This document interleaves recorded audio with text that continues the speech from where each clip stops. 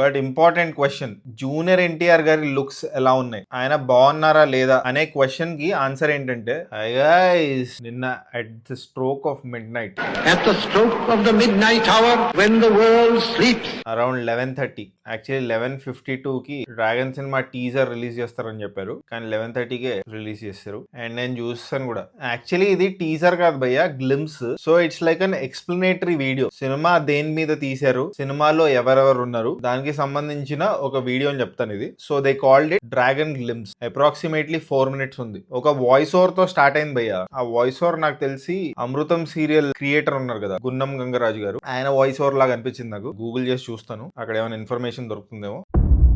Britishers India వదిలేసిన తర్వాత start అయిన స్టోరీ లాగా చెప్తున్నారు భయ్య. రుక్మిణి వసంత్ కేజీఎఫ్ సినిమాలో ఆ ఓల్డ్ అంకుల్ కూర్చొని చెప్తూ ఉంటాడు కదా, ఈ సినిమాలో రుక్మిణి వసంత్ కూర్చొని అలా ఎవరికో నరేట్ చేస్తున్నట్టు ఈ గ్లిమ్స్ లో అలా చూపించారు. మరి ఆపోజిట్ వ్యక్తి ఎవరో తెలియదు. 2 ట్రేడింగ్ కంపెనీలు ఉన్నాయి ఓపీఎం కి సంబంధించి. ఇప్పుడు రుక్మిణి వసంత్ విలన్ గ్యాంగ్ గురించి చెప్తుంది. ఈ గ్లిమ్స్ లో introduction of villains, they introduced villains Afghan trading కంపెనీకి సంబంధించి. పెద్ద కాస్టింగ్ ఉంది భయ్య దీంట్లో. అశుతోష్ రాణా గారు ఉన్నారు, బీజు మెనన్ గారు ఉన్నారు, అనిల్ కపూర్ గారు ఉన్నారు. లాస్ట్ లో ఒక కార్డ్ వేశారు, ఆ కార్డ్ లో రాజీవ్ కనకాల గారి పేరు కనిపించింది అండ్ ఖుష్బూ సుందర్ పేరు కూడా కనిపించింది. స్టార్టింగ్ మొత్తం ఏఐ షాట్స్ వాడినట్టు తెలిసిపోతుంది, దాంతో ఒరిజినల్ షూట్ చేసిన విజువల్స్ కనిపిస్తున్నాయి. సినిమాటోగ్రఫీ మస్తు నచ్చింది నాకు. ఆ కలర్ గ్రేడింగ్, ఆ షార్ట్స్. ప్రశాంత్ నీల్ గారి సినిమా అంటే కొంచెం డార్క్ గా ఉంటుంది, దీంట్లో కూడా ఆ డార్క్నెస్ ఉంది కానీ కొంచెం కలర్ఫుల్ గా ఉంది. దీంట్లో అఫ్ఘాన్ ట్రేడింగ్ కంపెనీకి సంబంధించిన క్యాండిడేట్స్ ని ఇంట్రొడ్యూస్ చేశారు కదా, మేబీ ఇంకో వీడియో వస్తుందేమో. దాంట్లో గోల్డెన్ ట్రేడింగ్ కంపెనీలో ఉన్న క్యాండిడేట్స్ గురించి ఇంట్రొడక్షన్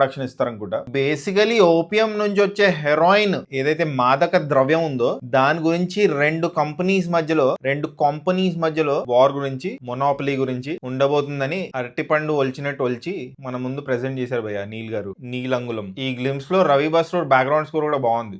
గుర్తుండిపోయేటట్టు లూప్ లో విందాము అన్నట్టు ఇప్పటికైతే లేదు. నేను ఒక 3 సార్లు చూశాను, ఇంకో 4-5 సార్లు చూస్తే ఆ ఫీలింగ్ కలిగొచ్చాము. బట్ ఇంపార్టెంట్ క్వశ్చన్, ఈ గ్లిమ్స్ చూసాక జూనియర్ ఎన్టీఆర్ గారి లుక్స్ ఎలా ఉన్నాయి, ఆయన బాగున్నారా లేదా అనే క్వశ్చన్ కి ఆన్సర్ ఏంటంటే, యాక్చువల్లీ నేను కొంచెం అప్రిహెన్సివ్ గా భయంతో ఉండే భయ్య, జూనియర్ ఎన్టీఆర్ గారి లుక్ ఎలా ఉంటుంది. ఎందుకంటే కొన్ని స్టిల్స్ చూసాను, కొన్ని ఫొటోస్ చూసాను, అనేవి చాలా బక్కగా అయిపోయి చూడడానికి వియర్డ్ గా కనిపించారు. ఈ గ్లిమ్స్ లో ఓపెనింగ్ షాట్ కూడా కొంచెం ఆఫ్ ఉంది భయ్య. ఫ్రాంక్లీ బాడీ ఇంకా హెడ్ అతికిచ్చినట్టుంది. ఆ ఇంట్రొడక్షన్ షాట్ ఒకటే నాకు తేడా కనిపించింది, మిగతా షాట్స్ లో అయినా బాగున్నారు. ఎస్పెషల్లీ ఒక బ్లాక్ కలర్ జాకెట్ వేసుకొని నడుచుకుంటూ వస్తున్నారు, అక్కడ ఆయన చాలా బాగున్నారు. అండ్ డైలాగ్ డెలివరీ చూసుకుంటే ఆయన వార్ సినిమాలో ఎలా డైలాగులు చెప్పారు, అలానే చెప్తున్నారు. జూనియర్ ఎన్టీఆర్ ది దీంట్లో లూగా క్యారెక్టర్ ది ఇంట్రొడక్షన్ జరిగింది భయ్య. According to the sources, golden trading company ఉంది కదా, దాంట్లో ఇంకో జూనియర్ ఎన్టీఆర్ ఉంటాడంట, ఆయన పేరు డ్రాగన్ అంట. According to the sources.